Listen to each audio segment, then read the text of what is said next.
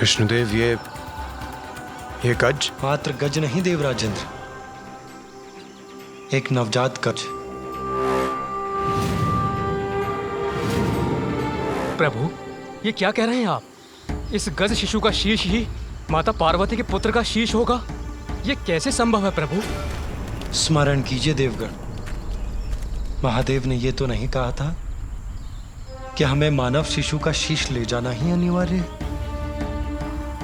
महादेव के कथन के अनुसार सर्वप्रथम जो भी नवजात शिशु दक्षिण दिशा की ओर मुख करके लेटा अथवा बैठा हो, उस शिशु का शीश लेकर जाना है हमें। और ये गज शिशु नवजात भी है और इसका मुख दक्षिण दिशा की ओर भी।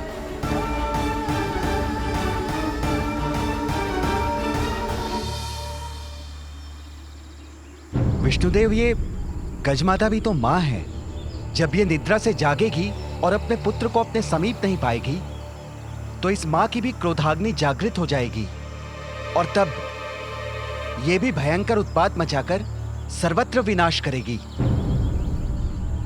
नहीं सूर्यदेव, शिशु के जन्म पर माता उस पर अपना वात्सल्य उड़ेलती है, उसे अपने तन से स्नेहपूर्वक लगाकर उसका पोषण करती है। पल भर के लिए भी उसे अपनी आंखों से ओझल नहीं होने देती। किंतु उसके विपरीत ये गज माता अपने पुत्र से दूसरी ओर मुख करके निद्रामग्न है, अर्थात उसे अपने शिशु का ध्यान भी नहीं। उसने तन और मन दोनों से शिशु का त्याग कर दिया है। और ये नवजात शिशु अपनी माता के समीप होकर भी इस संसार में सर्वथा एकाकी है। इसे एक मां की आवश्यकता है।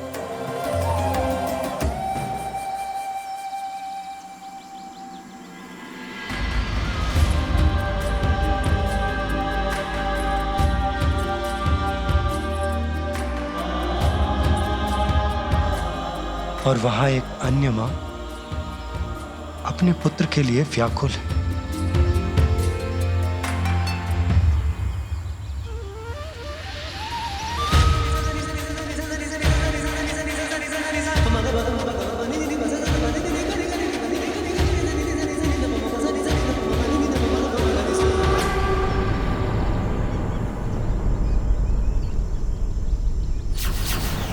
इसके प्राणांत के बाद ये गज शावक मेरे धाम में स्थान पाएगा।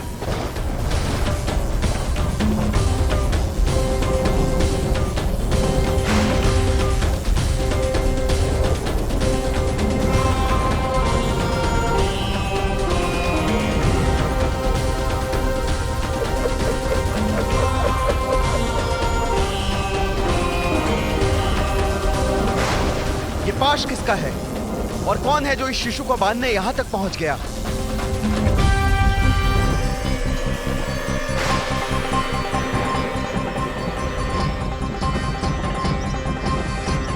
विष्णुदेव, देवराज और सभी देवगणों को मेरा प्रणाम।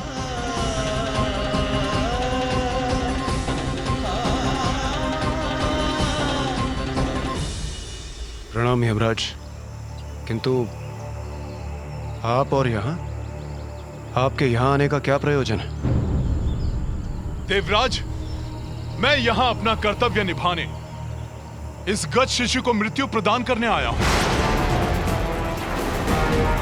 किंतु यमराज, महादेव ने तो हमें आदेश दिया है कि दक्षिण की ओर जिस नवजात शिशु का मुख हो उसका शीश हम उनके पास पहुंचा दें, जिसके अनुसार ये गज शिशु उनके लिए सर्वथा उपयुक्त होगा। यही तो महादेव की लीला है। इस गज शिशु को मात्र 1 दिवस की अल्पायु प्राप्त है। यमराज इसे मृत्यु देकर और हम इसका शीश लेने एक साथ यहां पहुंचे, अर्थात महादेव की यह इच्छा नहीं है कि हम किसी शिशु की आयु छीनकर उनके पुत्र को शीश प्रदान करें। जब इस गज शिशु की मृत्यु होने ही वाली है, तो हमारे द्वारा इसका शीश ले जाने में कुछ भी अनुचित कहाँ है?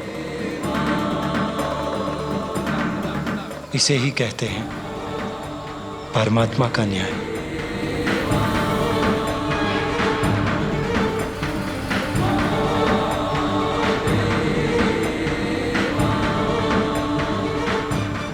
हे श्री हरि, आपके द्वारा इस गज शिशु के शीश को ले जाने के पूर्व मुझे इसके प्राण ले जाने की अनुमति प्रदान करें।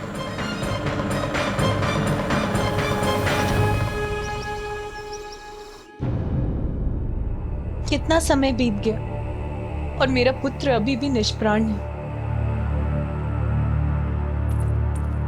स्वामी,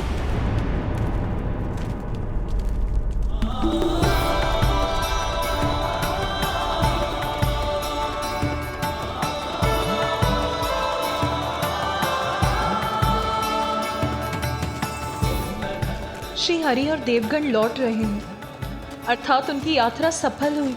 अब पुनः पा सकूंगी मैं अपने पुत्र को।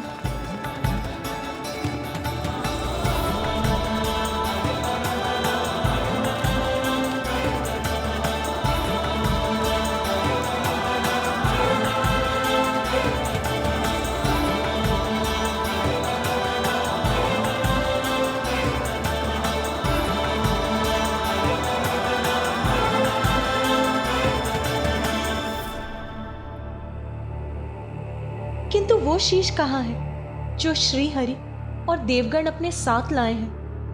अब तो वही शीश मेरे पुत्र का शीश होगा। आपके आदेशानुसार हम ले आए एक शीश।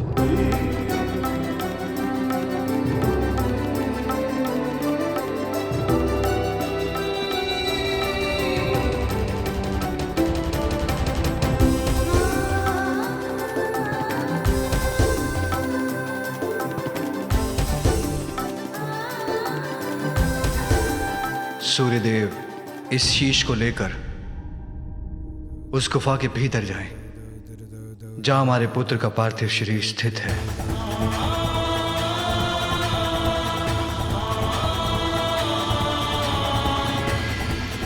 जो आज्ञा प्रभु।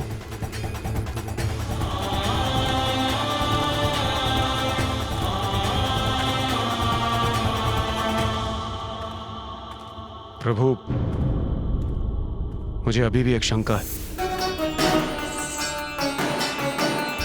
हम नवजात शिशु का शीश तो ले ही आए, किंतु उसे आपके और माता पार्वती के पुत्र के धड़ से कौन जोड़ेगा प्रभु? इंद्रदेव, देवराज होने के नाते इस प्रश्न का उत्तर तो आपको भी ज्ञात होना चाहिए। ये कार्य अश्विनी कुमार करेंगे देवराज। आपको तो ज्ञात ही है, वो अत्यंत निपुण शल्य चिकित्सक हैं। क्यों, उचित कह रहा हूं ना मैं? जी प्रभु। देवराज इंद्र को तो अवश्य ज्ञात होगा, जब अश्विनी कुमारों ने ऋषि दधंग का शीश उनके धड़ से विलग करके उसे पुनः उनकी देह से जोड़ दिया था। ऋषि दधंग को ब्रह्म विद्या का गूढ़ ज्ञान प्राप्त था। ये वो वैदिक विद्या है जिससे देवता देवत्व के चरम तक पहुंच सकते हैं। देवराज इंद्र ने उनसे यही विद्या सीखने का प्रयास किया। मैं देवराज इंद्र हूं और मैं यहाँ आपसे ब्रह्म विद्या सीखने आया हूँ, इसलिए ये विद्या मुझे सिखाने की कृपा करें। देवराज, ये विद्या तो केवल उन्हें ही सिखाई जा सकती है जो किसी भी अवस्था में इसका कोई दुरुपयोग ना करे। आप देवराज अवश्य हैं, किंतु मुझे यह विश्वास नहीं है कि यह विद्या आपको सिखाना संसार के हित में होगा। ऋषिवर, आपने देवराज इंद्र को यह विद्या सिखाने से मना किया। अगर यह विद्या मुझे प्राप्त नहीं हो सकती तो किसी और को भी नहीं दी जा सकती। ज्ञात रहे, यदि आपने अपने इस मुख से अपनी यह विद्या किसी और को सिखाई तो उसका भीषण परिणाम झेलने के लिए तैयार हो जाइए। मैं आपके शीश को आपके देह से विलग कर दूंगा। किंतु ऋषि दधंग ने इस विद्या को देवराज को देने से मना कर दिया, किंतु उसके कुछ समय पश्चात ही अश्विनी कुमार ऋषि दधंगे से ब्रह्म विद्या सीखने के लिए पहुंचे। ऋषिवर, प्रणाम ऋषिवर। ऋषिवर, हम अश्विनी कुमार आपसे ब्रह्म विद्या सीखने के लिए आए हैं। इस विद्या का ज्ञान हमें हमारे कार्य में और कुशल बना देगा। यदि आपने अपने इस मुख से अपनी यह विद्या किसी और को सिखाई तो उसका भीषण परिणाम झेलने के लिए तैयार हो जाइए। मैं आपके शीश को आपके देह से विलग कर दूंगा। देवराज की चेतावनी को मुझे इन्हें संकेत द्वारा ही बताना होगा। आप किसी भी प्रकार की चिंता ना करें। हम शल्य चिकित्सा में इतने निपुण हैं कि शरीर से विलग कोई भी अंग को जोड़ने का सामर्थ्य रखते हैं। इस प्रकार ऋषिवर अपने मुख से अश्विनी कुमारों को ब्रह्म विद्या का ज्ञान नहीं देंगे, और यदि देवराज इंद्र कुपित होकर उनका शीश विलग करते भी हैं तो वो मात्र। किंतु देवराज इंद्र को इसकी सूचना प्राप्त हो गई और वो इससे अत्यंत कुपित हो उठे कि उनकी चेतावनी के बाद भी ऋषि दधंगे ने अश्विनी कुमारों को ब्रह्म विद्या सिखाने का साहस किया। ऋषि दधंगे!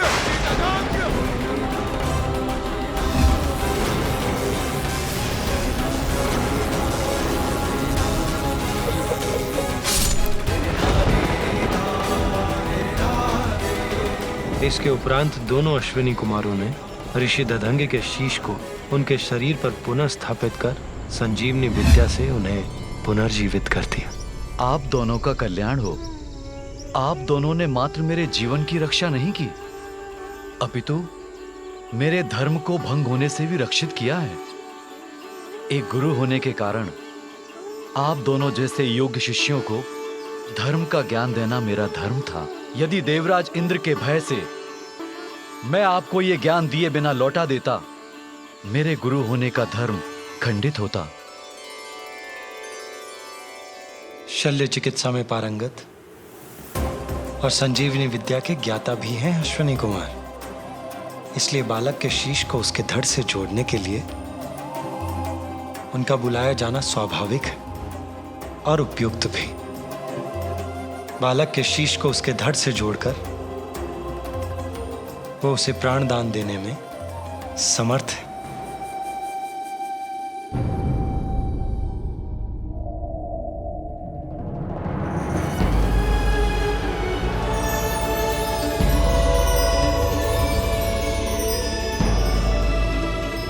प्रणाम त्रिदेव।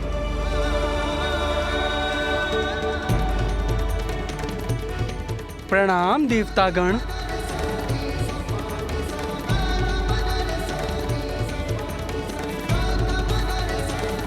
अश्विनी कुमार, मेरे कहने पर विष्णुदेव, इंद्रदेव एवं अन्य देव एक नवजात शिशु का शीश लेकर आए हैं। आप औषधियों के देवता हैं, इसीलिए आप ही मेरे पुत्र के तन से इस शीश को जोड़ने में सक्षम हैं। ये हमारा सौभाग्य होगा महादेव। अब आप अपना कार्य आरंभ करें।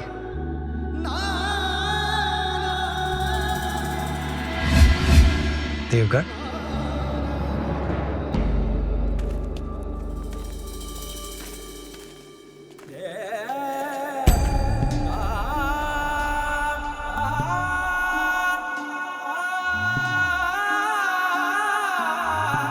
निश्चिंत रहो पार्वती, कुछ ही समय में तुम्हारा पुत्र पुनः तुम्हारे साथ होगा।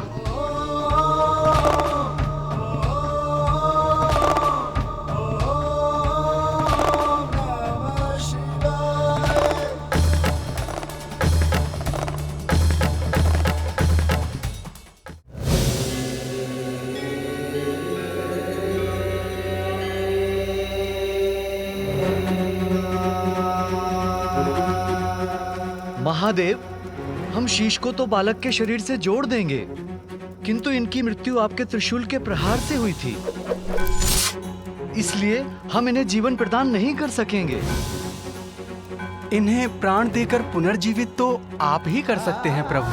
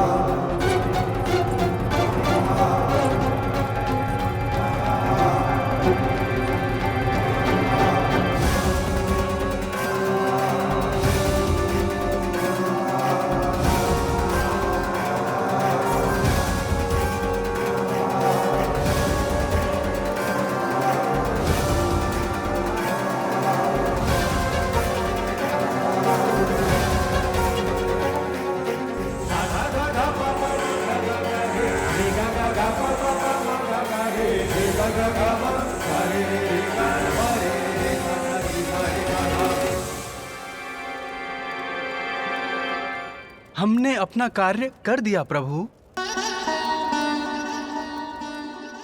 अब मैं बहुत विचलित हो रही हूं।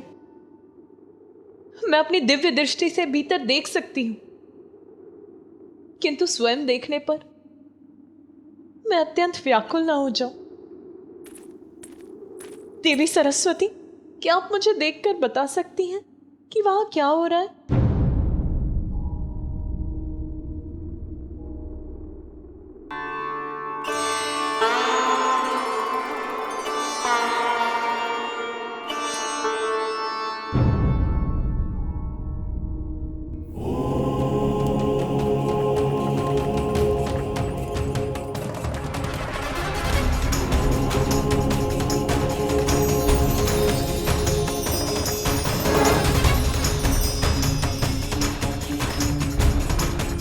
देवी पार्वती, महादेव आपके पुत्र को प्राण दे रहे हैं।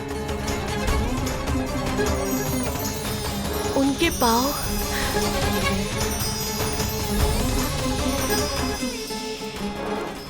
और अब उनका उदर जीवन से स्पंदित हो रहा है।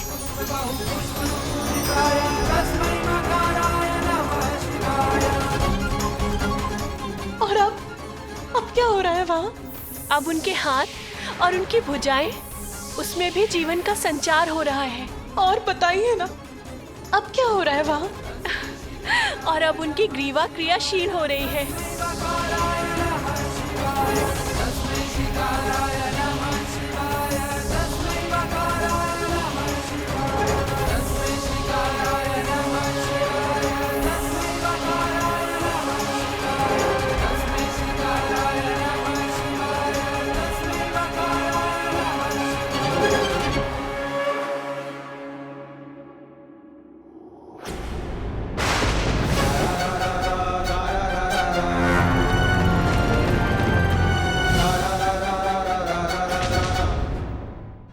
क्या हुआ?